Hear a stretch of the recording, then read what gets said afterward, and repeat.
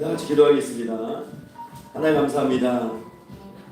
이 시간 하나님께 찬양으로 영광과 존귀를 올려드립니다. 하나님 축복해 주시고 하나님 이 시간 찬양하는 모든 입술들에게 크신 은혜 축복 허락해 주시옵소서. 하나님 홀로 영광 받아 주시옵소서. 감사드리며 살아계신 우리 주 예수 그리스도 이름으로 기도하옵나이다. 아멘. 우리 찬송가 내가 매일 기쁘게 우리 찬송하겠습니다.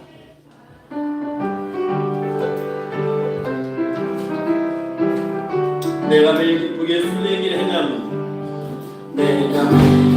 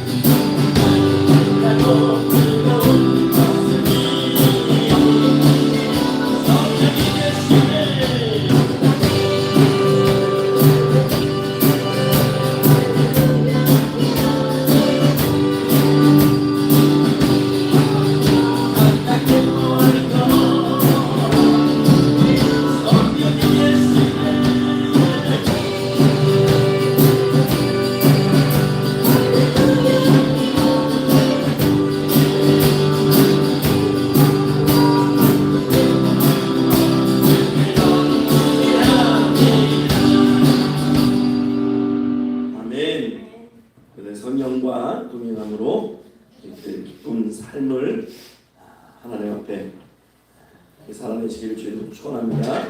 이 시간 우리가 다윗의 마음으로 정결한 마음을 가지고 깨끗한 마음을 가지고 하나님 앞에 예배하기를 소망합니다. 우리 다 같이 정결한 마음 주시옵소서 찬양하면서 다윗의 고백이 우리 고백되기를 소망합니다.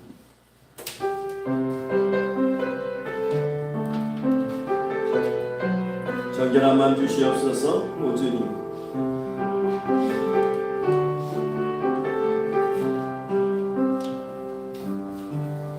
정결한 맘 주시옵소서. 오 주님, 정직한 영을 새롭게 하소서. 아멘. 정결한 맘 주시옵소서. 정결한 맘 주시옵소서. 오 주님, 정직한 영을 새롭게 하소서. 아멘. 우리 한 번 더 정결한 맘 주시옵소서.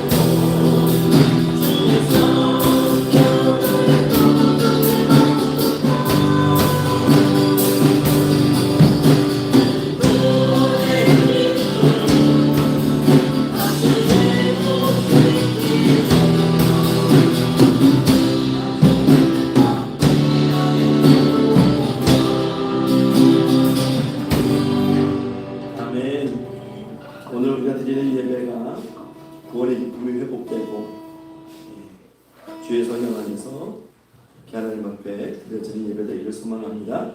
우리 이 시간에 예배하는 자들이요, 찬양하시고 예배를 위해서 통성으로 우리 같이 주의 일장하시고 기도 드리겠습니다.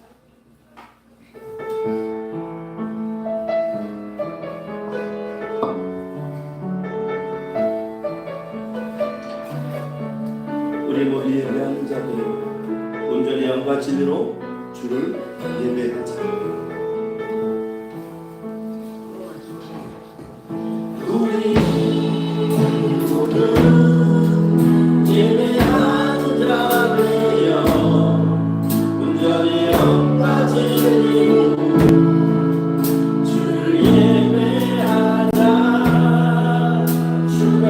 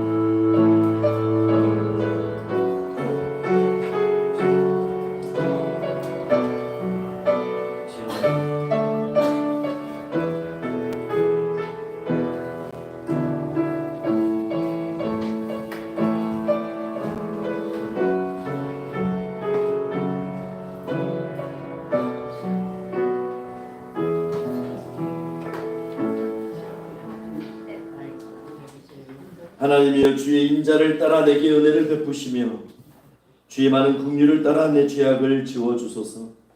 나의 죄악을 말갛게 씻기시며 나의 죄를 깨끗이 제하소서.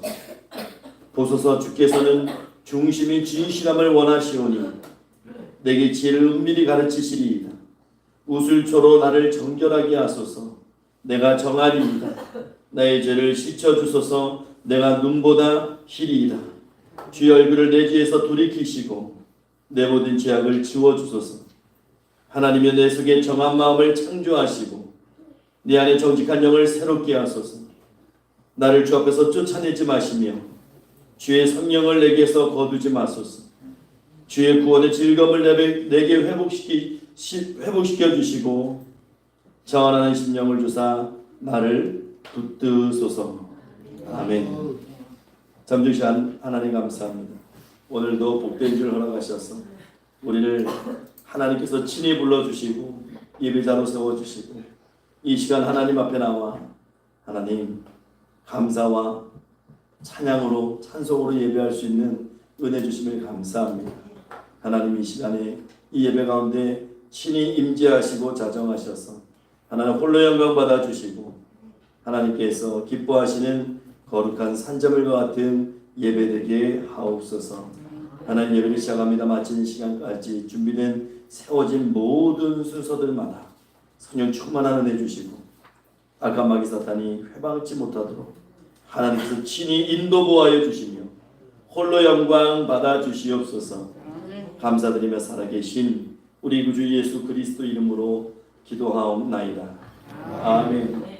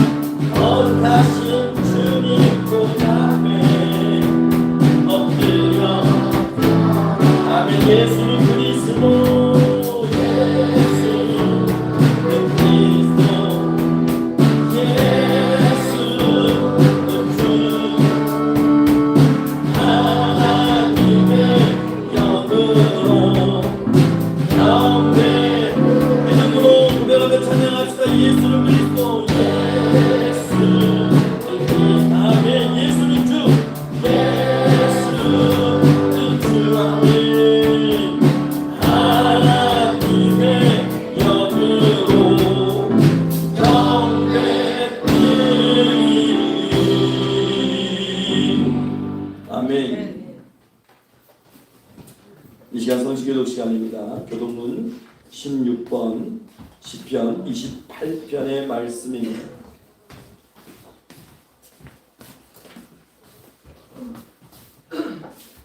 교독문 16번입니다.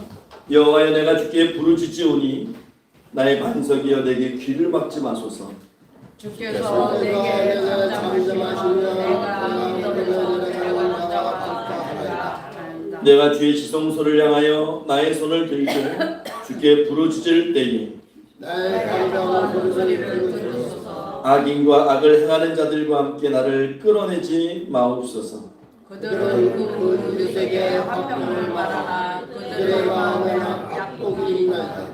그들은 여호와께서 행하신 일과 손으로 지으신 것을 생각하지 아니하므로 여호와께서 그들을 화해하고 건설하지 아니하시리라.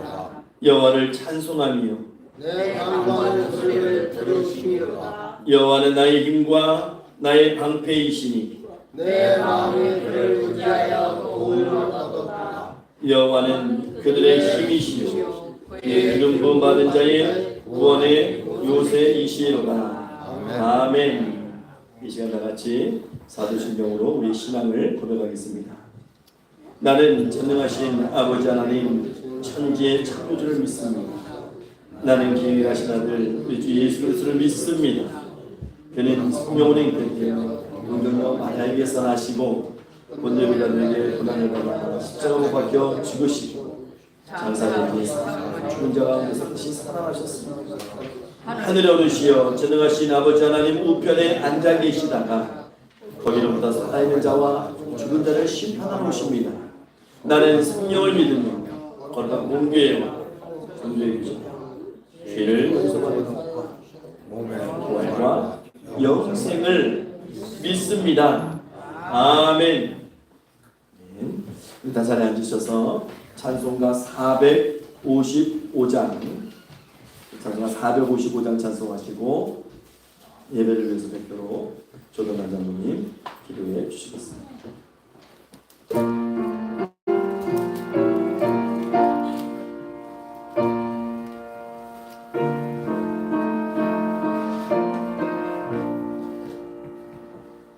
주님의 마음을 본받는 자 귀한 평강이 찾아오는 험악한 세상을 이기리니 하늘로부터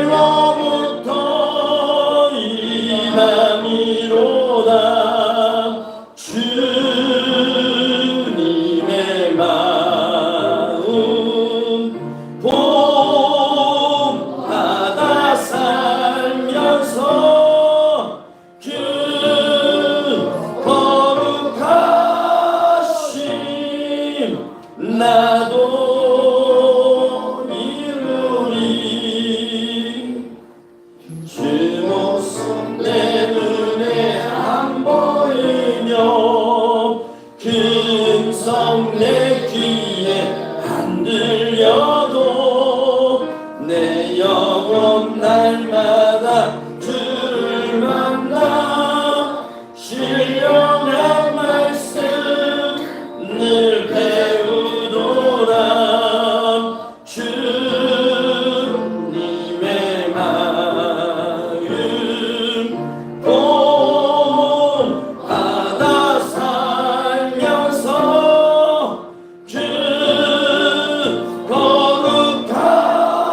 거룩하심 나도 이루리. 하는 길 거칠고 험하여도 내 맘에 불평이 없어짐은 십자가 고난을 이겨내신 주님의 마음 본받으니라. 주님의 마음 본받아 살면서 그 거룩하신 나도 이루리. 주 세상에 나의 무성도 변화하여 주님의 빛나는 그 영상을 다 함께 보며 주 찬양하리. 주님의 마음 본받아 살면서 그 거룩하심 나도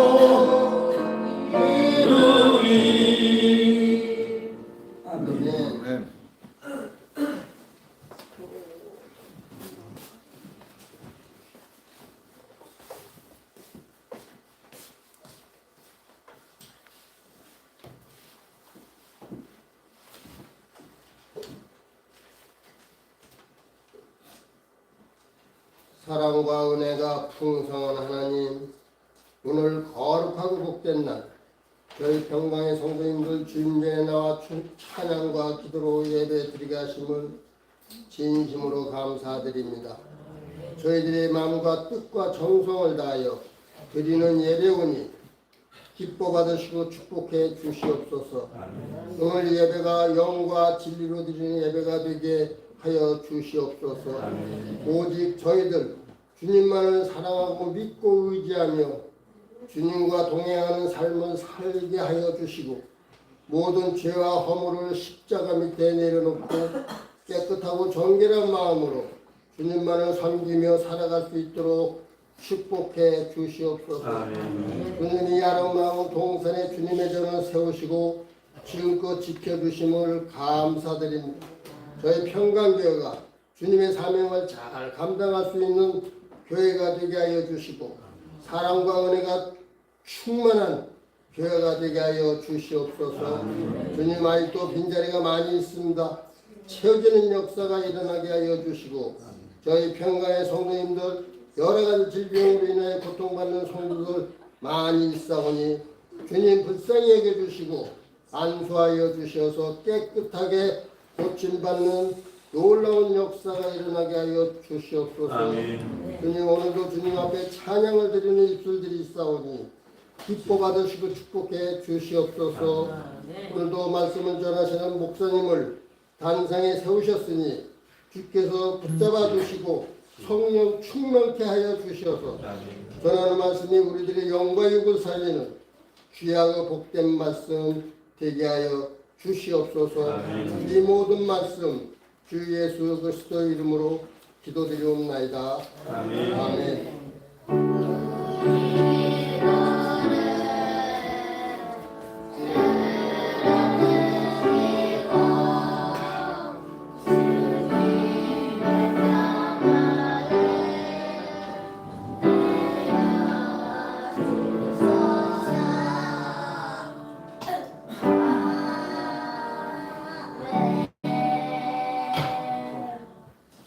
오늘 말씀은 로마서 9장 6절부터 18절까지 말씀을 보겠습니다.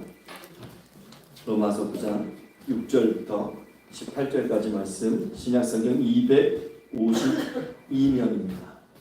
신약성경 252면, 로마서 9장 6절부터 18절까지 말씀을 저희가 한 절씩 교독을 하겠습니다. 6절부터 18절까지입니다. 6절부터 18절까지 말씀을 한 절씩 교독합니다. 그러나 하나님의 말씀이 폐하여진 것 같지 않도다. 이스라엘에게서 난 그들이 다 이스라엘이 아니요 또한 아브라함과 다 그의 자녀라. 오직 식상으로 난 자라야 예시라 불리라 하셨습니다. 곧 육신의 자녀가 하나님의 자녀가 아니요 오직 약속의 자녀가 씨로 여기심을 받느니라. 약속의 말씀은 이것이니 명령이 때 내가 이르니 살아야 될 아들이 있으리라 하시니라. 그뿐 아니라 또한 리브가가 우리 조상 이삭 한 사람으로 말미암아 임신하였는데 그 자식들이 아직도 나지도 아니하고 무슨 선이나 악을 행하지 아니하되 택하심을 따라 그는 하나님의 뜻이 행위로 말미암아 만민창고 오직 그것이는 이로 말미암아 하게 하려 하셨다. 리브가에게 이르시되 큰 자가 어린 자를 섬기리라 하셨나니 기록된 바 내가 야곱을 사랑하고 에서를 미워하였다. 그런즉 우리가 무슨 말을 하리요? 하나님께 불의가 있느냐? 그럴 수 없느니라. 모세에게 이르시되 내가 긍휼히 여길 자를 긍휼히 여기고 불쌍히 여길 자를 불쌍히 여기라 하셨으니 그런즉 원하는 자로 말미암음도 아니요 다른 박질하는 자로 말미암음도 아니요 오직 긍휼히 여기시는 하나님으로 말미암음이니라. 성경에 나에게 이르시되 내가 이를 위하여 너를 세웠으니 곧 너로 말미암아 내 능력을 보이고 내 이름이 온 땅에 전파되게 하려 함이라 하셨으니. 다 같이 읽겠습니다. 그런즉 하나님께서 하고자 하시는 자를 긍휼히 여기시고 하고자 하시는 자를 완악하게 하시느니라. 아멘. 이 시간 에베네서 대찬양단 찬양 있겠습니다.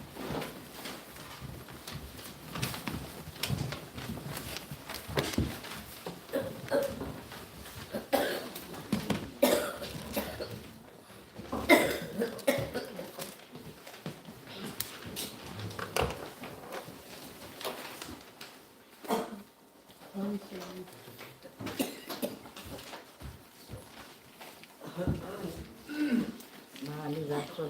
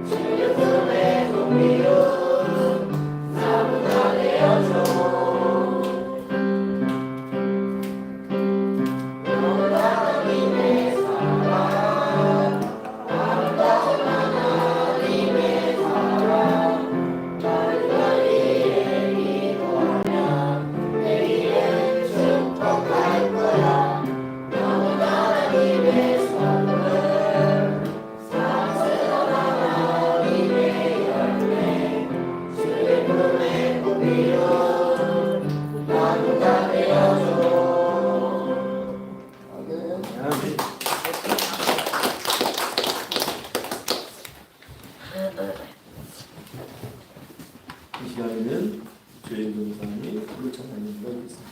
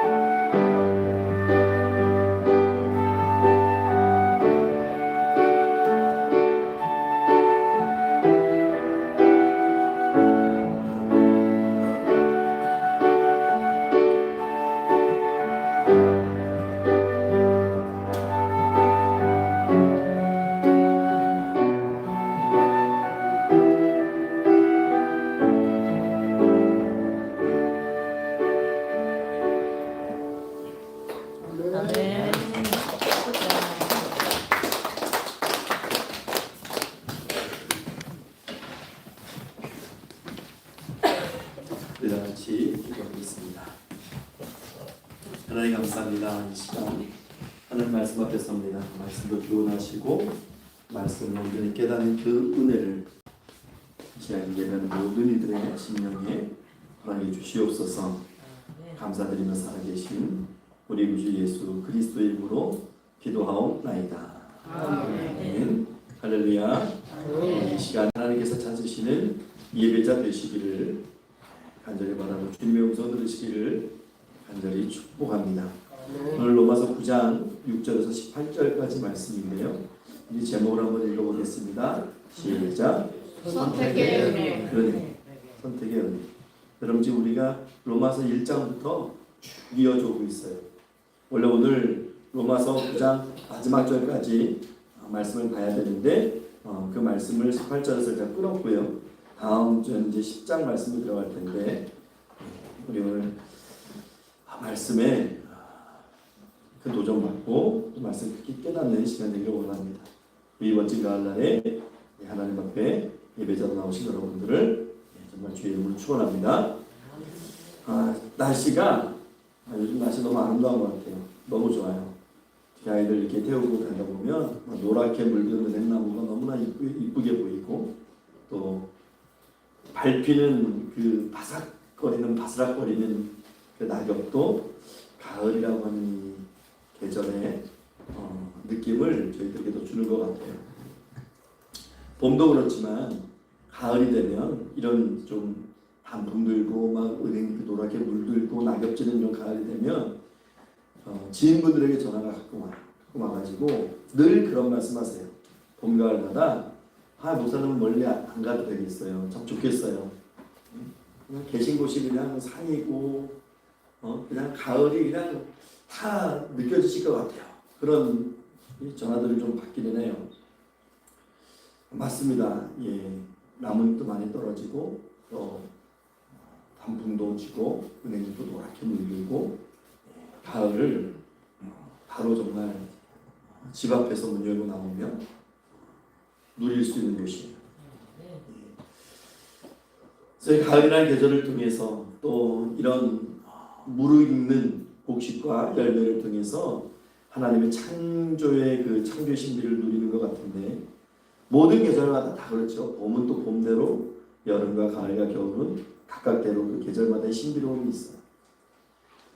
제가 오늘 주보에도 앞면에도 이렇게 향기로운 글을 이렇게 적어놨는데 우리나라 조상들은 참 지혜로웠던 민족이구나 그런 생각을 많이 하게 됩니다. 여러분 봄, 여름, 가을, 겨울이라고 하는 이 계절의 어원적 기원을 이렇게 이게 우리말에 다 있더라고요.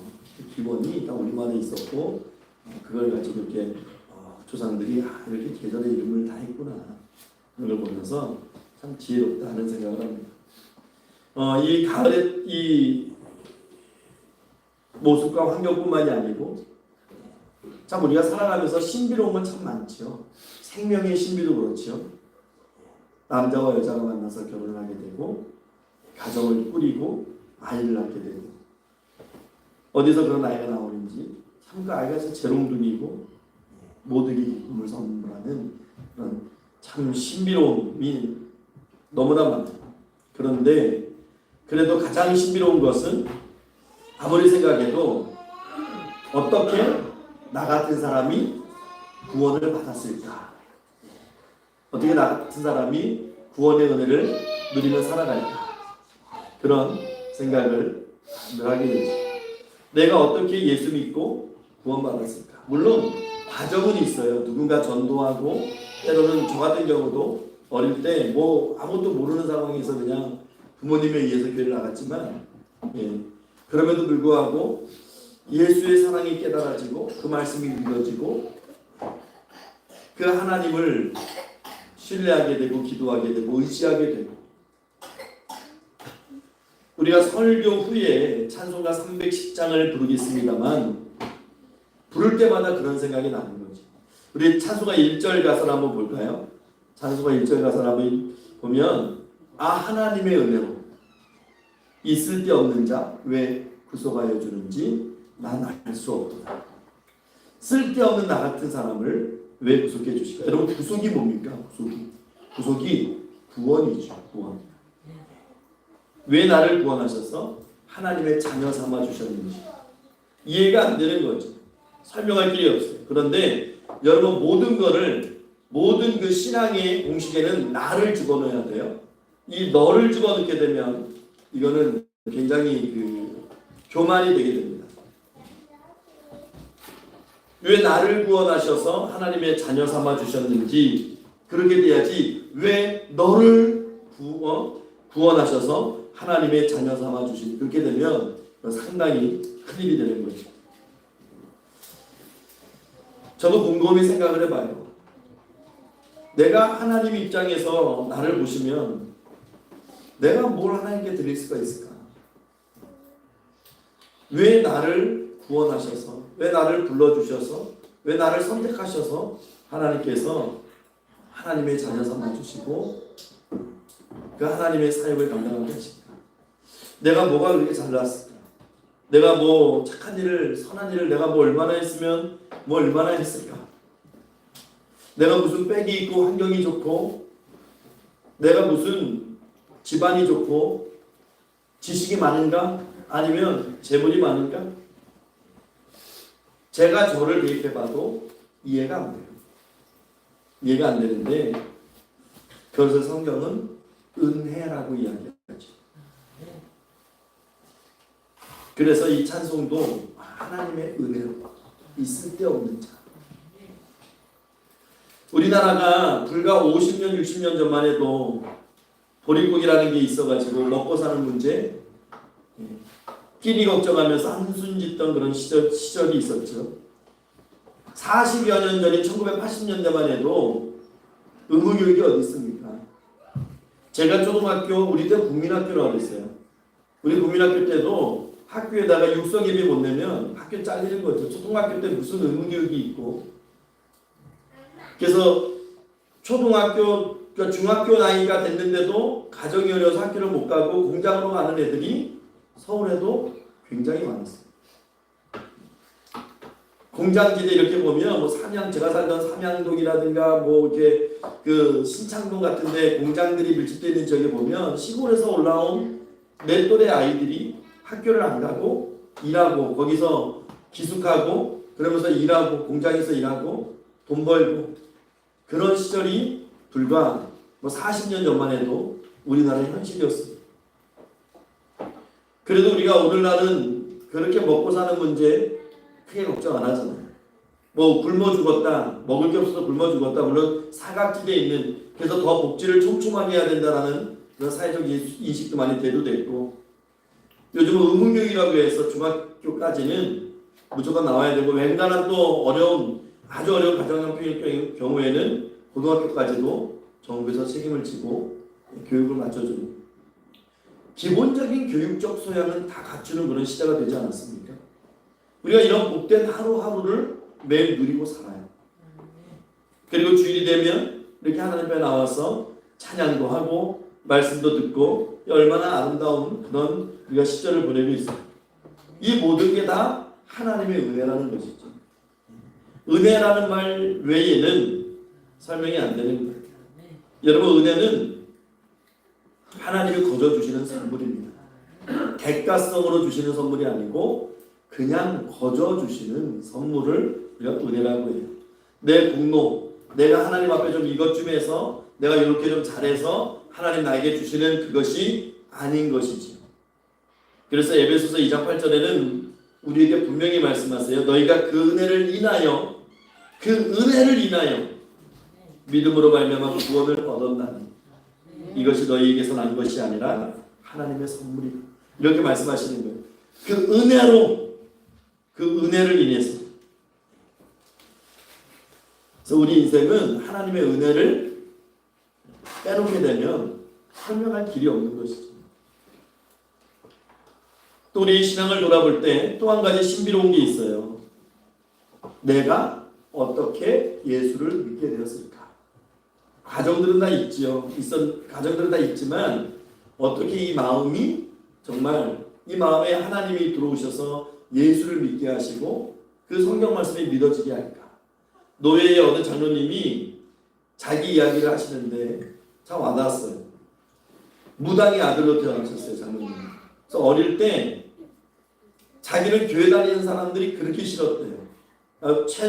풍채도 좋으시고, 그래서 학교 다닐 때 교회 다닌다 그러면 이유 없이 그 아이 괴롭히고, 그 아이 때리고, 그 아이 물건 빼앗고, 그렇게 교회 다닌다 그러면 같은 반에 있는 애들도 너무 싫었다는 거예요.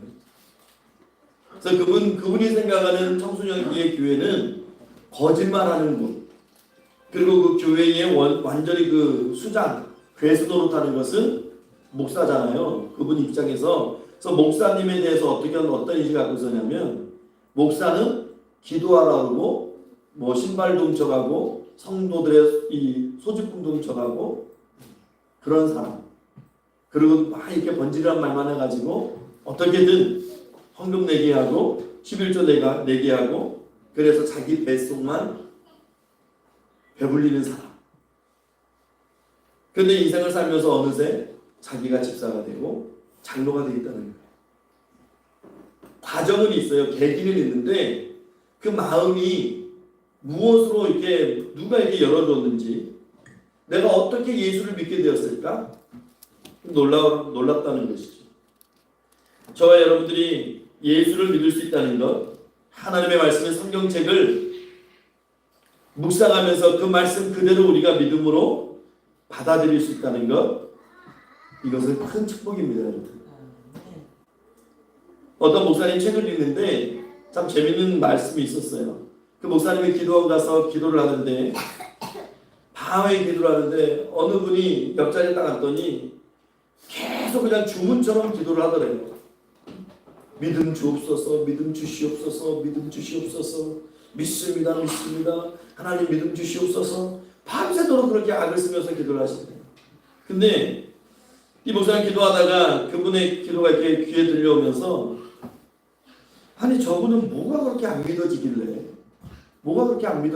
믿음 주시옵소서, 믿게 없소서, 믿습니다, 더 큰 믿음 주시옵소서, 이렇게 소리치고 왜 저러시지 하는 생각이 들면서 이제 이분이 은혜를 받은 거예요. 자기가 깨닫는데 너무나 감사하더라고요. 저 사람은 믿지 못해서 믿음 달라고 막 그러는데 본인은 곰곰이 생각해 봤대요. 예수님이 하나님이신 것이 그냥 믿어지고, 홍해가 갈라진 것이 그냥 믿어지고, 하나님이 우주 만물 천지를 다 창조하신 것이 정말 의심 하나 없이 그대로 믿어지고, 죽으신 예수님이 부활하시고 승천하시고 다시 오실 것이 너무나 자연스럽게 믿어지고, 그러니까 이 믿어지는 것 자체가 은혜라는 거예요.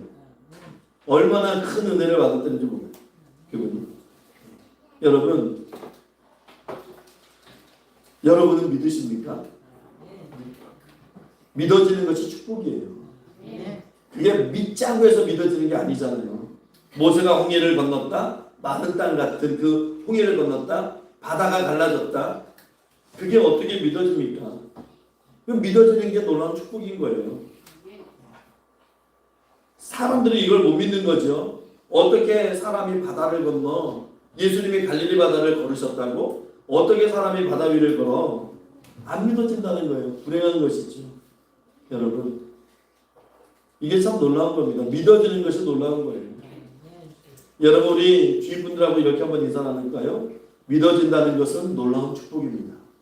믿어지는 것은 놀라운 축복입니다. 그럼 이게 어떻게 믿어집니까? 내가 예수님을 보았습니까? 아니면 아브라함이 우리 족보에 있는 조상입니까? 이게 어떻게 믿어질까요? 안 믿는 사람들이 굉장히 많아요. 그런데 우리는 믿어져요. 나는 믿어져요. 왜 그럴까요? 이게 성령의 은혜예요. 그래서 우리가 예배 이 말씀 위에 찬송가 310장을 부르겠지만, 그 찬송가 310장의 3절 한번 볼까요? 3절을 보면 가사가 이렇게 되어 있어요. 왜 내게 성령 주셔서 내 마음을 감동해 주 예수 믿게 하는지 난 알 수 없도다. 여러분, 그래서 찬송도 많이 부르셔야 돼요. 찬송도 많이 부르셔야 돼요. 때로는 찬송에 답이 있을 때가 있어요. 왜 내게 성령 주셔서 내 마음을 감동해서 주 예수 믿게 하는지 믿으면서도 나는 알 수 없도다. 믿을 수 없는데 믿어진다는 게 뭡니까? 성령께서 내 마음에 믿음을 주셨다는 거예요. 저와 여러분 마음속에 믿을 수 있는 마음을 성령께서 주신 겁니다.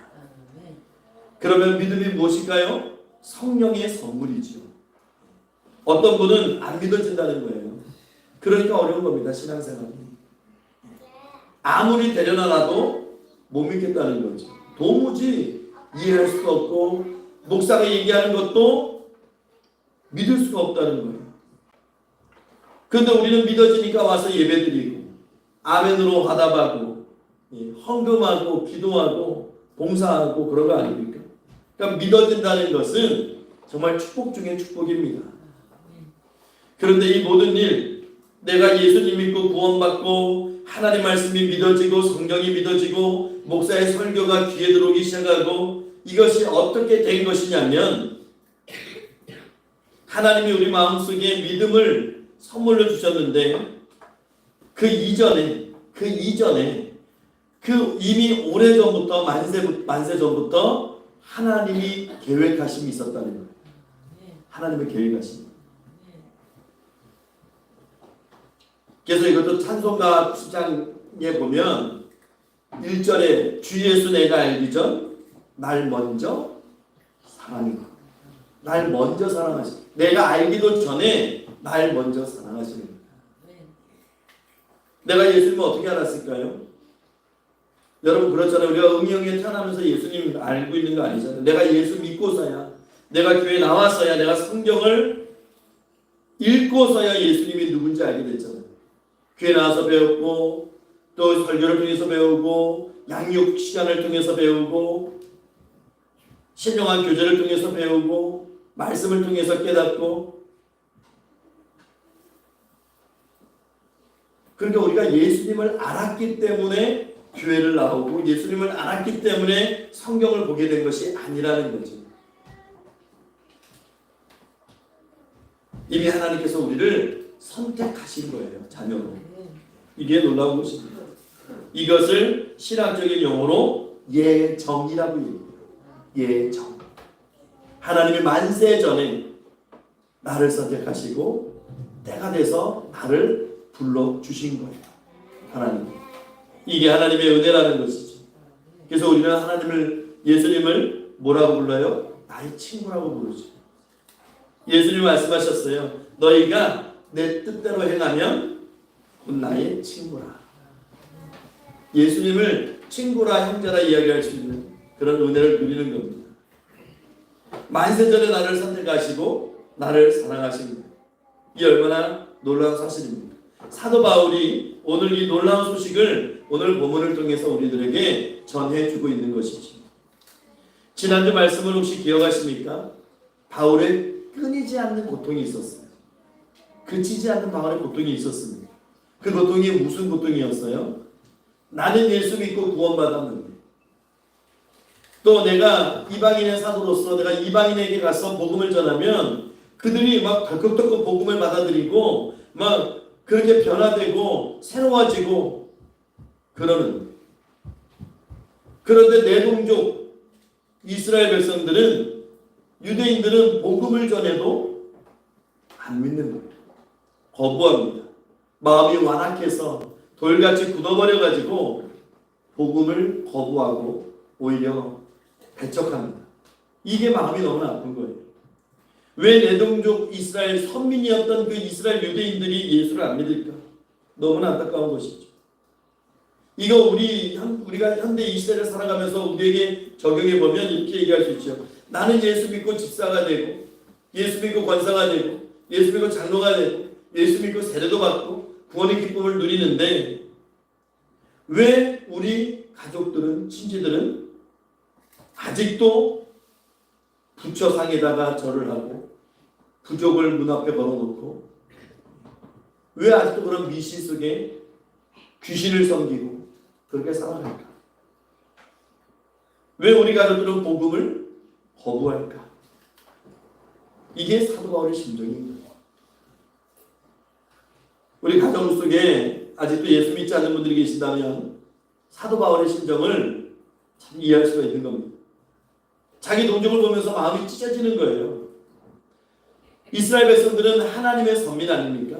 아브라함의 후손들이 아닙니까?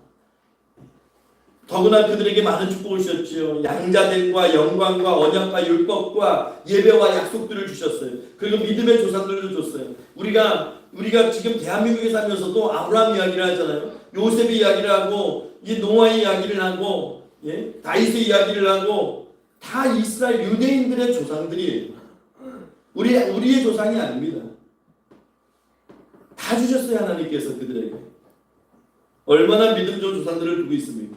그런데 정작 그들은 하나님을 거부해요. 말씀을 거부하고 복음을 거부합니다. 오히려 예수님을 붙잡아다가 십자가에 못 박아 죽였어요. 그리고 오늘 이 시대에도 대부분이 복음을 거부합니다. 그래서 이 사도 바울은 내 백성 본육 친척을 구원할 수만 있다면 내 이름이 그리스도에게 저주를 받아 끊어져도 좋다라고 이야기하죠. 그 동일한 마음을 느꼈던 모세도 구약 시대에 하늘 생명책에 내 이름이 지워져도 좋다고 고백을 했죠.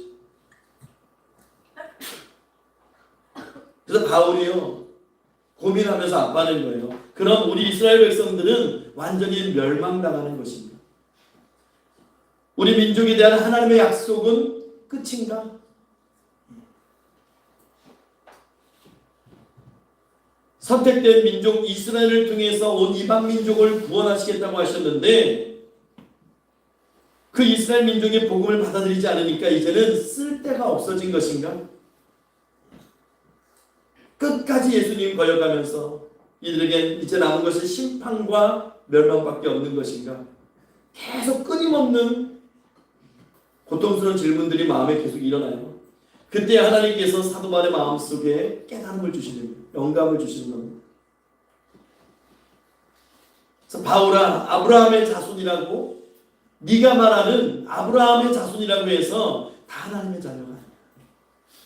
오직 약속의 씨만이 자녀가 될 수 있어.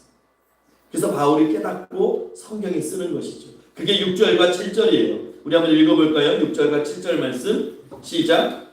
그러나 하나님의 말씀이 헤아려진 것 같지 않도다. 이스라엘에게서 난 그들이 다 이스라엘이 아니요 또한 아브라함의 씨가 오직 이삭으로부터 난 자라야 내 씨라 불리려라 하셨으니 바울이 한때 이렇게 생각한 거예요. 하나님 말씀이 그러면 끝난 것인가? 우리 민족에 대한 하나님의 계획은 끝난 것인가? 하나님의 언약이 실패한 것으로 그냥 마무리되는 것인가? 근데 아니라는 것이죠. 그가 깨달은 거예요. 진리를 깨달은 거예요. 아브라함의 씨가 다 그의 자녀가 아니라는 겁니다. 아브라함의 씨에 두 종류가 있는데 육신의 자녀가 있고 영적인 자녀가 있다는 거예요. 그래서 오늘 바울이 쉽게 예를 드는 것이 이스마엘의 예입니다. 이스마엘은 아브라함의 육신의 자녀예요. 하나님께서 아브라함과 사라를 불러내셨어요. 콜링하신 거예요. 불러내셔서 약속의 땅으로 가자. 내가 너에게 촉과 꿀이 흐르는 땅을 줄게. 그래서 갈대아우르를 떠나죠. 근데 약속된 자녀를 주지 않아요. 그래서 인간의 방법을 통해서 이 하가를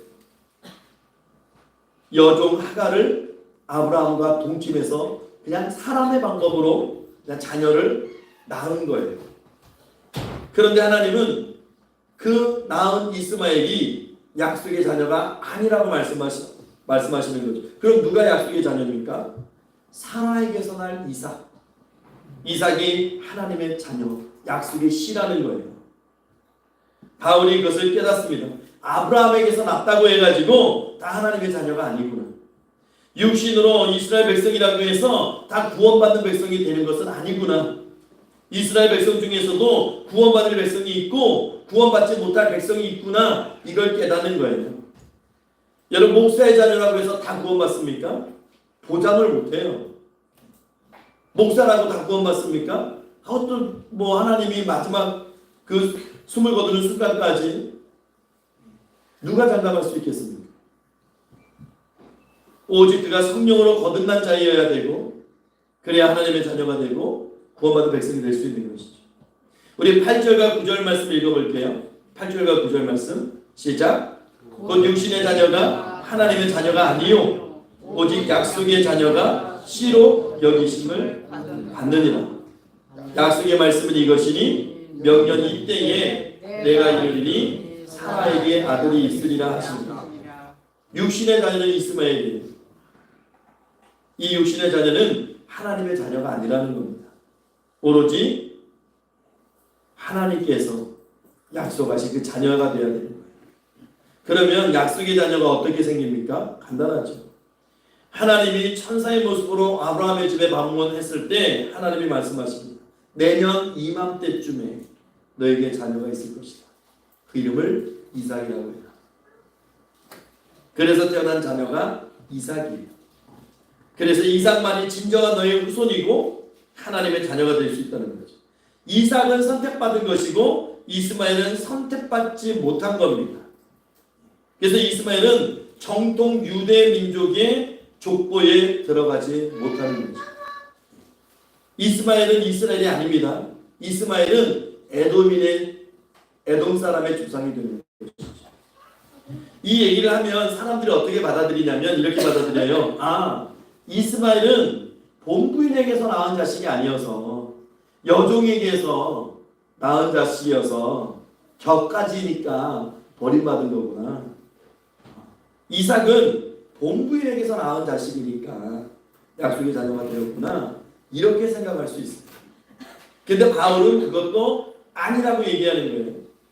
그래서 그 아니라고 얘기하면서 두 번째 예를 드는 것이 누굽니까? 이삭의 두 아들을 예를 드는 거예요. 이삭에게 두 아들이 있었는데 하나는 에서고 하나는 야곱이지. 둘이 쌍둥이입니다.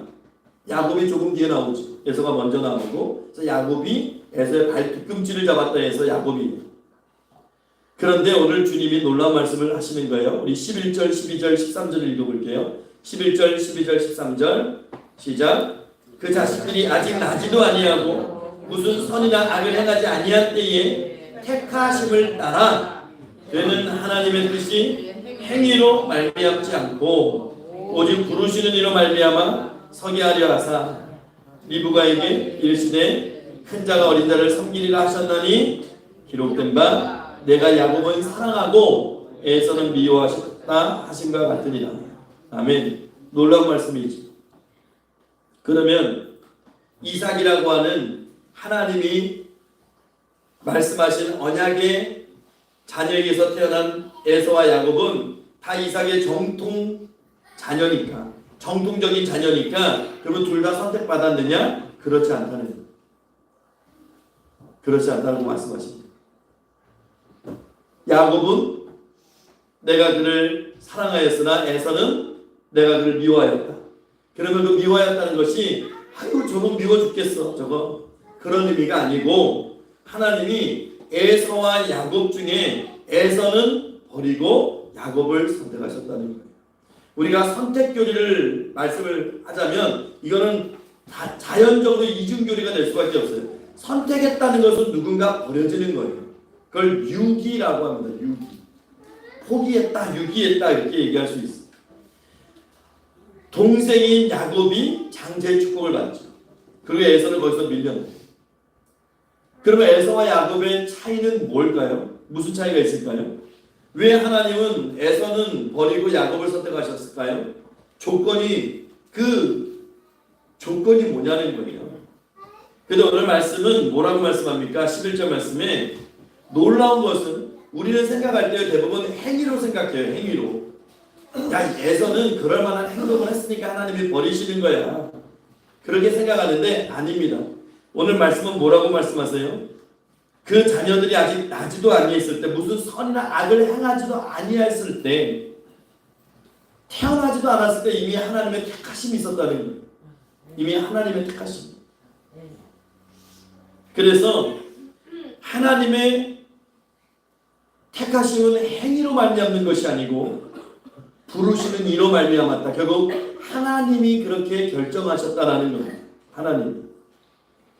이게 예정론이에요. 신학적으로 얘기하면 칼빈의 이중 예정이라고 부릅니다. 선택과 유기. 한 사람은 선택해서 구원하셨고 하나님은 또 한 사람을 선택해서 버리셨다. 근데 이 교리에 부딪히게 되면 특히 젊은 세대들은요 굉장히 반발합니다. 반발해요. 왜 그 결정을 하나님이 혼자 해? 왜 하나님이 왜 그렇게 해? 하나님은 불의하신 거 아니야? 그러면 결국 하나님이 지옥 보내시는 거 아니야? 결국에? 하나님이 공평하지 않아.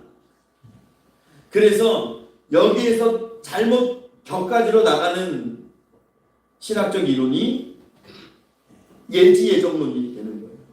하나님은 다 아시는데 누가 어떻게 하실지 다 아시기 때문에 하나님은 다 구원하시기를 원하는데 그 사람의 행위가 결국 하나님을 거부하고 지옥 가는 거야. 그게 예지예정론입니다. 그게 이단입니다. 그렇게 설명하면 이단이 되는 거예요. 그러면 어떤 문제가 돼요? 하나님이 지옥 갈 사람을 왜 창조하셨냐? 그 문제에 대한 답을 내놓지 못해요.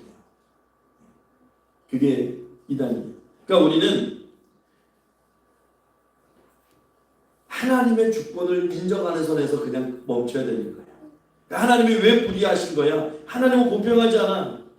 어떤 사람이 이렇게 얘기해. 에서와 야곱을 봐. 더 인간적으로 에서한테 끌려 나는. 왜? 에서는 그래도 좀 사람이 간사하진 않아. 야곱은 어떻게 자기 가족 특히 친형이 배를 굶주렸는데 그 팥죽 한 그릇에 형에게 딜을 해가지고 그 장제의 축복을 뺏고 아버지 속이고 거짓말 치고 다니고 요즘 말로 하면 유사상속지가 다 받아버리고 야곱은 물론 영적인 축복을 사모하는 마음이 컸지만 또 반대로 에서는 영적인 축복에 욕심이 전혀 없었지만 너무한 거 아니야? 그렇게 얘기를 할 수 있어요. 그러나 성경은 분명히 말씀합니다. 그들이 선이나 악을 행하기 전에 태어나기도 전에 하나님이 선택하셨다는 거예요. 이게 하나님의 예정이라는 거예요. 그래서 우리가 여기서 하나님의 주권을 이야기하는 것이죠.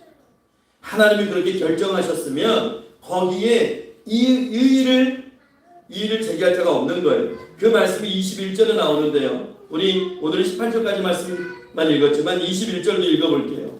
21절 시작. 토기장이가 지는 한 덩이로 하나는 귀 있을 그릇을 하나는 천 있을 그릇을 만들 권한이 없느냐. 토기장이 마음이라는 거죠. 여러분 얼마 전에 여주에서 그 무슨 그 도자기 축제 할 때 이 도자촌의 그 어려운 현실을 좀 우리가 도와주자 해가지고 시에서 계획을 한 거죠. 그래서 잘못 만들어진 도자기들, 좀 흠집 있는 도자기들을 시에서 전량 구매해가지고 도자기 깨기 그런 게임 같은 걸 했었죠. 그래서 도자기를 집어던져서 파편이 많이 나온 사람이 1등이 되고 막 그런 걸 했어요. 그 참가비를 받고 진행을 했는데 그러면 도자기가 좀 흠집이 있고 이거 마음에 안 들어 해가지고 도자 명인들이 이게 내놓은 도자기가 있을 거 아닙니까? 이거는 좀 잘 만들어져서 못 줘. 그냥 깨기는 안 돼. 근데 이거는 그래 좀 실패작인 것 같아. 이거는 그냥 아니면 거기에 쓸만한 거 막 구워내자 해가지고 납품을 했을 거 아니에요. 했을 거잖아요. 그러면 그 기준을 누가 잡아요? 토기장이가 잡는 거죠. 도자 명인이 잡는 거 아닙니까? 근데 도자기가 거기서 무슨 말을 할 수 있냐? 어제 주일학교 행사로 달란트 시작을 했어요. 주일학교 아이들이 1년 동안 열심히 교회 나와서 받은 달란트 가지고 맛있는 음식도 사 먹고 그리고 또 장난감도 사고 뭐 액세서리 그다음 과자도 사고 컵라면도 사고 막 샀거든요. 근데 아이들 다 보내고 나니까 대부분 다 가져갔는데 아이들에게 선택받지 못한 과자가 몇 개가 남았어요. 그중 하나를 제가 먹었습니다. 인디안 밥을 제가 먹었어요. 애들이 인디안 밥을 안 가져갔어요. 근데 누군가 저에게 와서 왜 아이들이 저 과자를 선택하지 않았느냐 따질 수 있을까요? 주일학교 교사들이 와서 왜 인디안 밥 안 가져가고 나머지 과자 다 가져갔느냐? 인디안 밥 입장에서 한번 생각을 해봤느냐? 그걸 어떻게 따집니까? 그 아이 마음이죠. 가져가는 사람 마음이죠. 또 누가 저에게 와가지고 왜 남은 과자가 몇 개가 있는데 그 중에서 왜 인디안 밥을 먹었느냐? 그냥 손이 가서 먹었어요. 그냥 손이 가서 아무 의미 없이 내 마음이니까 그렇지 않습니까? 내 선택이니까. 우리 집 개가요 새끼를 낳아가지고 분양을 했는데 수원에 사는 어떤 분이 와가지고 4마리 중에 1마리를 데려갔어요. 그 사람에게 우리 자녀들이 따질 수 있습니까? 왜 그 강아지 선택했냐고. 왜 그 1마리만 가져가냐고 따질 수 있어요? 없어요. 왜? 그 사람 마음이니까. 그게 하나님의 마음이에요. 그걸 인정하는 거죠. 그게 하나님의 주권이에요. 내가 누구를 선택하고 내가 누구를 버리든 간에 그건 하나님이 결정하실 문제고, 예? 내가 이래라 저래라 감나라 뭐 함나라 그렇게 관여할 수 문제가 아니라는 거예요. 그게 그걸 신학적으로 하나님의 절대 주권이라고 얘기하는 거예요. 여러분 장로교회에서 지금 신앙생활 하시잖아요. 장로교회는 이 칼비니즘인데 이 신학의 이 기둥이 칼비니즘이에요. 칼빈이 이 성경을 이게 뭐 조직적으로 다 해가지고 신학적인 토대를 만들어놨는데 이 칼비니즘의 핵심은 2가지입니다. 하나님 절대 주권 사상이에요. 하나님의 절대 주권을 인정하고 하나님 중심입니다. 그 2가지거든요. 여러분 우리가 이렇게 모여서 예배드리니까 어떤 사람은 집사로, 어떤 사람은 장로로, 어떤 사람은 목사로, 어떤 사람은 권사로, 어떤 사람은 성도로 하나님께서 세워주신 거예요. 하나님이 부르시고 세우셨어요.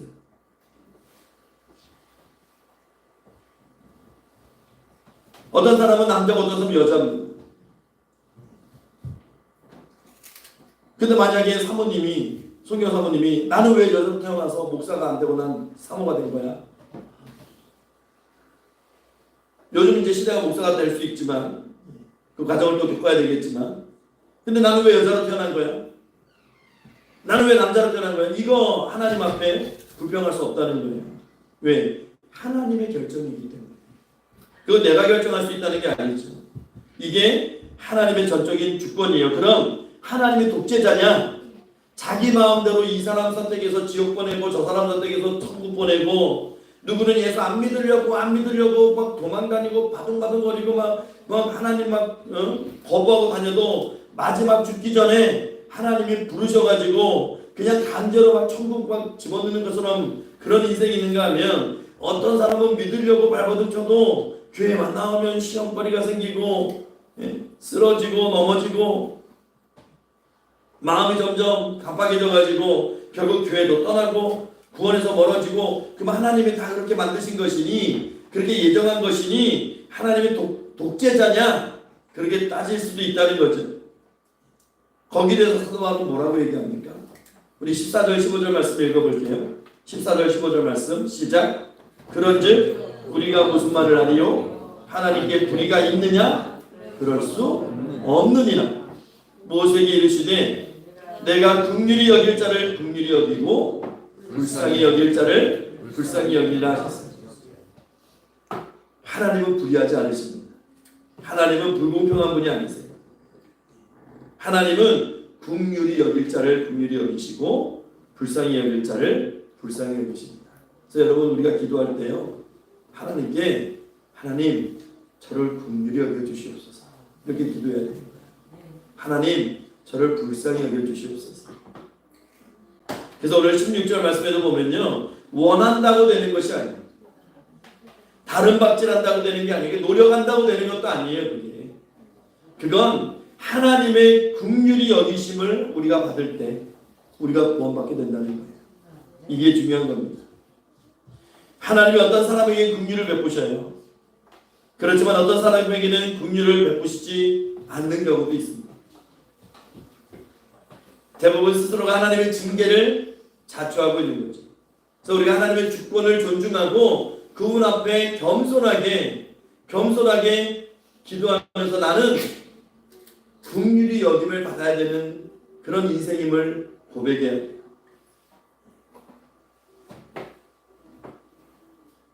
그런데 문제는 우리 마음이 완고합니다. 강박합니다. 그래서 자꾸만 하나님께서 멀어지려고 하고 하나님에게서 떠나려고 하고 교회에서 멀어지고 복음에서 멀어지고 그러려고 하는 거죠. 우리는 어떻게 보면 하나님께 나아가는 노력보다는 하나님을 떠나려는 노력을 더 많이 할 때가 있어요.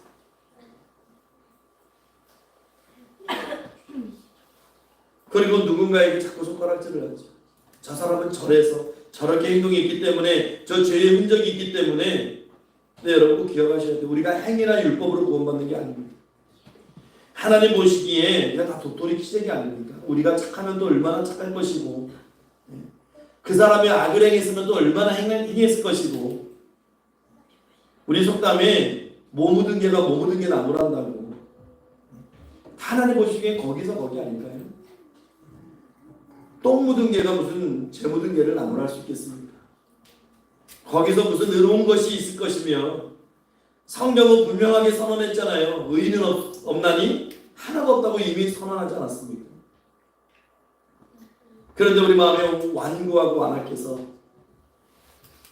자꾸만 누군가의 단점과 허물을 끄집어내고 또 우리 마음이 교만해서 나는 내 허물과 단점보다는 내가 했던 것들에 대해서 자만하게 되고 우리 의로 구원받는 것이 아니라는 걸 기억하셔야 돼요. 하나님의 그 은혜로 우리가 구원받을 수 있다는 것, 그것은 한마디로 축복인 것이고 우리가 그것에 감사할 수밖에 없는 것입니다. 하나님은 불평할 게 없어요. 여러분, 우리가 뭐 잘나서 천국을 보장받고 우리가 뭐 대단해서 그렇게 하나님 앞에 기쁨받고 살아가는 건 아니지 않습니까? 그래서 우리가 하나님 말씀 앞에 겸손해져야 돼요. 자꾸 낮아져야 돼요. 그래서 히브리서 4장 7절은 우리 인생들에게 분명하게 경고합니다. 우리 히브리서 4장 7절 말씀 한번 읽어볼게요. 시작. 오늘 너희가 그의 음성을 듣거든 너희 마음을 완고하게 하지 마라. 하나님의 음성 앞에 말씀 앞에 그 마음이 완고해져서 멸망한 사람들이 얼마나 많습니까? 이스라엘 백성들이 그랬잖아요. 그 완고함을 버리지 못해서 다 멸망하잖아요. 여러분, 하나님 앞에 우리가 그 말씀 앞에 마음을 완고하게 해서는 안 돼요. 완악한 마음을 버려야 돼요. 겸손해져야 됩니다. 날 낮춰야 돼요. 사무엘처럼 주님 말씀하시면 제가 다 듣겠습니다. 말씀하시면 제가 순종하겠습니다. 이런 심정으로 하나님 말씀 앞에 서야 되는 거예요. 우리가 이 땅에 태어난 것도 참 감사하죠. 우리가 만약 태국 같은 나라에 태어났다고 생각해 보세요. 태국의 정말 99%가 다 불교 신자입니다. 그 나라는 불교가 국가 종교 아닙니까? 물론 지금은 선교사님들을 통해서 개종하는 그런 사람들이 많이 있지만 우리가 그런 나라에 태어났으면 우리 자녀들이 그런 나라에 태어났으면 복음에 노출될 확률도 적고 하나님의 사랑을 지금처럼 우리처럼 이렇게 자유롭게 이야기하고 듣고 그렇게 성장할 수 있었겠어요? 모든 걸 생각하면 다 감사한 거예요. 다 감사한 거예요. 저도 목사로서 우리 교회를 생각하면 물론 더 많이 부흥되면 감사하겠지만 전 지금도 너무 감사해요. 더 크게 부흥하면 좋겠지. 그런데 부흥도 사람이 하는 건 아니잖아요. 사람이 인위적인 부흥은요 무너지더라고요. 분명 무너지더라고요. 하나님이 은혜를 주셔야 되는 거고 하나님이 허락하셔야 부흥되는 거고 그래서 우리가 할 수 있는 것은 그 은혜를 바라고 겸손하게 기도하는 것밖에 없는 것이죠. 그것이 하나님의 주권을 인정하면서 살아가는 삶인 것입니다. 만약 사람이 할 수 있다고 생각해 보세요. 돈 많으면 돈 주고 구원을 살 거예요. 사람들이. 부흥도 돈 주고 살 겁니다. 하나님이 원하시는 건 그런 것이 아니지. 나 같은 것이 무엇인데 이렇게 하나님이 나를 자녀 삼아 주셔서 구원하셨을까? 그것이 은혜입니다. 그것이 감격이고 정말 그 마음을 잃어버리지 않기 위해서 우리가 애쓰는 것이 신앙생활이죠. 정말 이 형편없는 그런 존재를, 나보다 뛰어난 사람, 잘난 사람 많은데도 불구하고 하나님이 왜 나를 선택하셨을까? 근데 성경을 쭉 보면 거기에 대한 답은 늘 동일해요. 내가 너를 사랑하니까. 그래서 에베소서 말씀에서는 그 선하신, 그 기쁘신 뜻대로 우리를 구원하셨다라고 말씀합니다. 정말 우리가 우리 모습을 봤을 때 얼마나 부족함이 많고 얼마나 나약한 것이 많습니까? 그래도 하나님께서 나는 너를 사랑하니까, 내가 좋아서, 내가 너가 너무나 좋아서 너를 내 자녀 삼아주고 너를 구원한다 라고 말씀하시는 것이죠. 그것이 우리에게 은혜고 그것이 우리가 감사해야 될 이유인 것이죠. 또 하나님의 말씀을 묵상하는데 그 말씀이 믿어지는 것, 또 오늘 아침에도 눈을 떠서 오늘도 교회 나가서 하나님 앞에 예배 드려야지, 그런 마음을 가질 수 있다는 것, 이것이 모두 다 성령의 역사고 성령이 인도하시는 겁니다. 우리 의지로 된 것이 아님을 우리가 잘 알잖아요. 여러분, 저와 여러분은 다 선택받은 사람입니다. 감사하시면 돼요. 그냥 우리는 감사할 것밖에 없는 인생이에요. 선택받지 않았다면 오늘 이 자리에 우리는 나오지 못하는 겁니다. 여러분, 전도해 보셔서 알잖아요. 100명을 만나도 그 중에 한 명 믿을까 말까, 전도가 그렇게 어려운 거잖아요. 그 한 명이 한 번 나와줘도 기적 같은 일인데, 또 그분이 안 나오기도 하고 보장이 없잖아요. 나온다는. 전도가 그렇게 어려운 거 아닙니까? 그런데 그걸 반대로 생각해 보면, 반대로 우리가 그 어려운 환경 가운데서도 전도를 받고 예수를 믿는다는 거예요. 우리가 전도해 보면 한 명 전도하는 것이 그렇게 어려운데, 나는 누군가에게 전도를 받아서 그 어려움, 그 한 명 믿는 그 어려움을 우리는 이겨내고 이 자리에 앉아 있다는 것이죠. 그 기적입니다. 기적. 여러분, 이게 기적이에요. 오늘 우리가 하나님의 은혜 가운데 하나님의 말씀이 믿어지고, 또 성령께서 나를 여기까지 인도하셨고, 나를 만세전에 선택하셔서 구원을, 그 기쁨을 주셨고, 하나님의 자녀가 되게 하시고 하나님을 아바, 아버지라고 부를 수 있는 이 복을 주신 것, 그 감사의 마음을 가지고 우리가 추수감사절도 맞이했으면 좋겠습니다. 감사한 마음으로 그렇게 한 주간도 승리하면서 찬양하면서 그렇게 살아가시고, 그 마음 가지고 다음 주에도 또 추수감사절 하나님 앞에 그 감사의 마음을 가지고 나올 수 있는 저와 여러분 되십니다. 이렇게 부활하신 우리 구주 예수 그리스도의 이름으로 축원합니다. 기도하겠습니다. 하나님 감사합니다. 하나님, 오늘도 은혜 가운데 우리를 이 자리까지 불러주셨고, 하나님 우리를 자녀 삼아 주셔서 우리로 하나님을 아바, 아버지라 부를 수 있는 그 은혜를 마음껏 우리가 누릴 수 있는 그런 삶을 살게 하시니 감사합니다. 하나님, 우리가 그것을 잊지 않게 하시고 늘 깨닫고 그렇게 하나님을 감사하는 자로 풍성한 감사의 고백 이루어드리며 살아갈 수 있는 우리의 삶이 되게 하시고, 또 이 감사를 많은 이들에게 전할 수 있는 하나님의 사람으로 살게 하옵소서. 하나님, 우리가 연약해서 때로는 우리 마음이 무너질 때가 있습니다. 또 교만으로 가득 찰 때가 있고 우리 마음이 돌같이 굳어질 때도 있습니다. 하나님, 불쌍히 여기셔서 승리하게 하시고 늘 하나님 앞에 감사하는 자로 그렇게 살아갈 수 있도록, 설 수 있도록 매일 순간순간마다 하나님 붙잡아 주시고 인도해 주시고 역사해 주시고 축복해 주시옵소서. 감사드리며 살아계신 우리 구주 예수 그리스도 이름으로 기도하옵나이다. 아멘. 우리 다 같이 찬송가 310장 하나님의 은혜로 찬송하면서 이 시간 하나님 앞에 봉헌하겠습니다.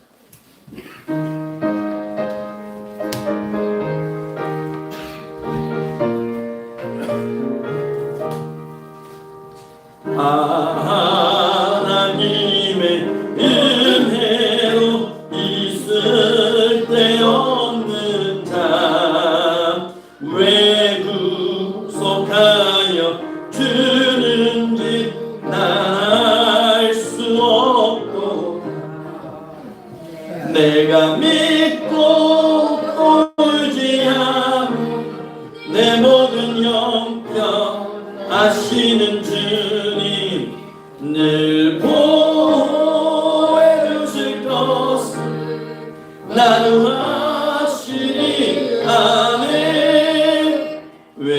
내게 그 믿음과 복음 주셔서 내 마음이 변한지 난 알 수 없고 내가 믿고 또 의지하는 내 모든 영혼 아시는 주님 늘 보여주실 것을 나는 확실히 아네.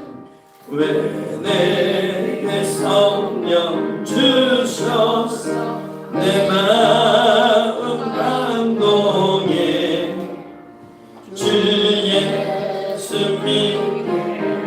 믿하는지 난 알 수 없고 내가 믿고 또 의지하는 내 모든 영혼 아시는 주님 늘 보여주실 것을 나는 확실히 아네. 주 언제 강하실지 혹밤에 혹낮에 또 주님만 기고 또 난 알 수 없고 내가 믿고 또 의지하는 내 모든 형편 아시는 주님 늘 보여주실 것을 나는 확실히 아네. 아멘. 다 같이 기도하겠습니다. 하나님 감사합니다. 이 시간 우리 사랑하는 평강의 성도님들 하나님 앞에 감사하는 마음으로 그 구원의 은총 아버지 찬양하며 이 시간 즐거이 자원하여 하나님 앞에 예물을 드립니다. 하나님 예물 기뻐 받아주시고 아버지 흠양하여 주시고 아버지 영국에 손댄 하나님의 성도들의 삶을 아버지들 기억해 주셔서 아버지들 하나님께서 친히 축복하여 주시사 이 땅 살아갈 때에 아버지 물질 때문에 건강 때문에 시험에 들지 않게 하시고 늘 하나님 그 사랑을 예수 그리스도의 복음을 베풀며 증거할 수 있는 복된 삶 살 수 있도록 하나님을 축복하시고 하나님께서 늘 공급하시고 은혜 더하여 주시옵소서. 하나님 이 시간 하나님 앞에 드려진 이 예물 아버지 하나님 온전히 쓰임받는 예물 되기를 원합니다. 하나님 하나님께서 원하시는 곳에 하나님의 마음이 있고 하나님 되시는 곳에 쓰임받는 예물 되게 하시고 쓰임받을 때에 아버지 하나님께서 기뻐하시는 열매 맺는 예물 되게 하옵소서. 부족함이 없도록 하나님께서 친히 채워주시는 놀라운 역사도 하나님 허락해 주시옵소서. 감사드리옵고 살아계신 우리 구주 예수 그리스도 이름으로 축복하며 기도하옵나이다. 아멘.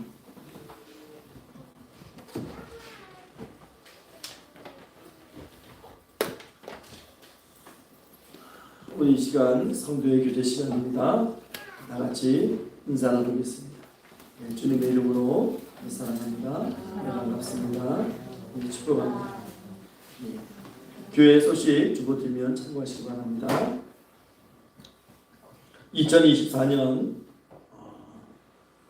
이제 얼마 남지 않았습니다. 지금 11월 달인데 말씀 많이 읽으시고 늘 기도하시고 감사의 고백이 풍성한 그런 11월 달 되시기를 바라겠습니다. 일교차가 심합니다. 아침에 많이 춥고 또 낮에는 덥고 건강에 유의하시고 사랑으로 서로 문안 나누시기를 바라고요. 다음 주일은 추수감사주일입니다. 감사함과 기쁨으로 가족 찬양 구역으로 하셔도 됩니다. 그리고 또 성경 암송 하신 분들 준비해 주시기 바랍니다. 하신 분들은 저에게 말씀해 주시면 되겠습니다. 좋은 학생 대학 진학을 위해서 기도해 주시고, 지금 다니엘 기도회 기간입니다. 11월 1일부터 21일까지 저녁 8시 21일 동안 작정 예배 드리신다고 생각하시고, 같이 또 말씀을 통해서 은혜 받으시고 기도하시기 바랍니다. 한주 집사님, 안칠서 집사님, 장남 되시는 한성태 집사님 건강 회복을 위해서도 기도해 주시고, 마하나님 찬양팀을 위해서도 기도해 주시고, 평강 시험하지 않게 동참해 주시고, 성경 읽기, 성경 쓰기, 성경 암송에 모두 참여해 주시기를 바라겠습니다. 이 시간에 우리 다 같이 주의 이름을 부르고 다 같이 기도하실 때에 특별히 오늘은 이유감 집사님 위해서 기도해 주시기 바랍니다. 그 건강 붙잡아 주셔서 하나님 앞에 예배드릴 수 있는 그런 건강될 수 있도록 특별히 기도해 주시기 바랍니다. 우리 주여 외치시고 다 같이 통성으로 기도하겠습니다. 주여! 하나님 감사합니다. 은혜 가운데서 오늘 우리를 불러주시고 하나님 주님의 사랑 안에 있어 아버지 하나님 서로를 위해서 기도할 수 있는 아버지 하나님 성도들에게 하시는 감사합니다. 하나님 이 시간 간절히 기도합니다. 아버지 하나님 우리 사랑하는 성도들 우리 교회하는 이 간사님 영에 강건하고 나가셔서 아버지 하나님 또 예배할 수 있는 컨디션 주셔서 하나님 앞에 나와서 예배할 수 있도록 내 조단이 붙잡아 주시고 아버지 축복하시고 인도해 주시옵소서. 주님 하나님 늘 함께해 주시고 하나님 그 아버지 건강을 지켜주시옵소서. 아버지 수련으로서는 영에 강건하고 나가시고 아버지 하나님 어려운 다 깨달게 하시고 아버지 하치스사님 아버지 하나님 그 어깨에 아버지 강건케 하시고 아버지 먹기스거리기스 깨끗한 놀라운데만 아버지 허락해 주시옵소서. 아버지 하나님 한선대사님 아버지 열강께 하게 하셨어. 이 마지막 때에 하나님의 참된 간증자로 쓰임받을 수 있도록 하나님 치유하여 주시고 역사해 주시옵소서. 최란유 지사님 아버지 하나님 김수사사님 아버지 장호 사모님 정미지사님 아버지 하나님 연예강을 넘어가셨어. 아버지 모습이 계셨다도 기력을 주시고 이 마지막 때에 하나님 정말 하나님 부르신 그날까지 모여 예배드릴 수 있는 아버지 축복 허락해 주시고 아버지 하나님 또한 최연수사님 어지러운 걸 깨끗하게 하시고 그 골반도 아버지 하나님 더 강건하게 하나님 지켜주시고 회복시켜 주셨습니다. 하나님 더욱 강건한 아버지 인생 될 수 있도록 하나님 축복해 주시고 아버지 임성기 사님 아버지 연륜 강건하고 나가셨습니다.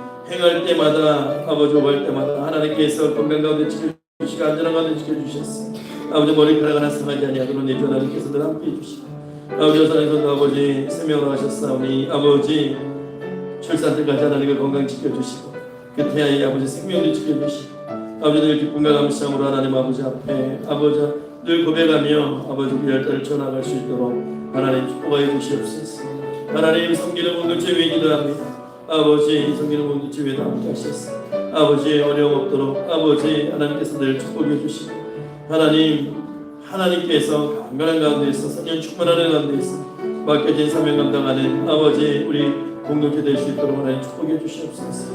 교회마다 선교지마다 사역지마다 아버지 풍성한 열매 맺을 수 있도록 하나님 함께 하시고 아버지 어려움 없도록 내 주님께서 채워주시는 은혜와 복이 넘치게 하옵소서. 주님 감사합니다. 주님 역사에 주시옵소서. 우리 다 같이 일어나셔서 찬송가 620장 찬송하시고 축도의 예배를 마치겠습니다.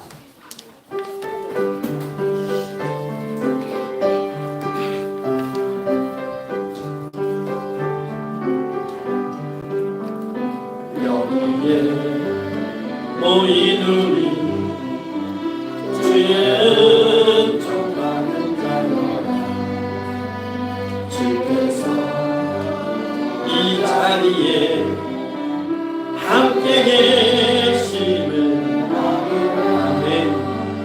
언제나 주님만을 찬양하며 따라가리니 시험을 당할 때도 함께 계심 아멘. 이미는 높으세요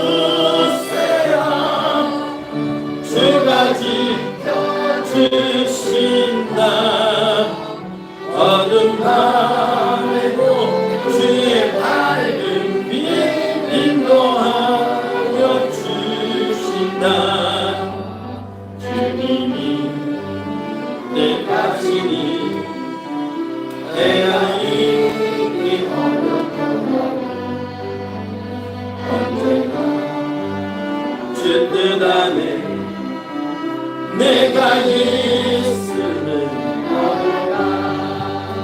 사랑과 말씀들이 나를 더욱 새롭게 하니 때로는 넘어져도 최고 승리 아멘.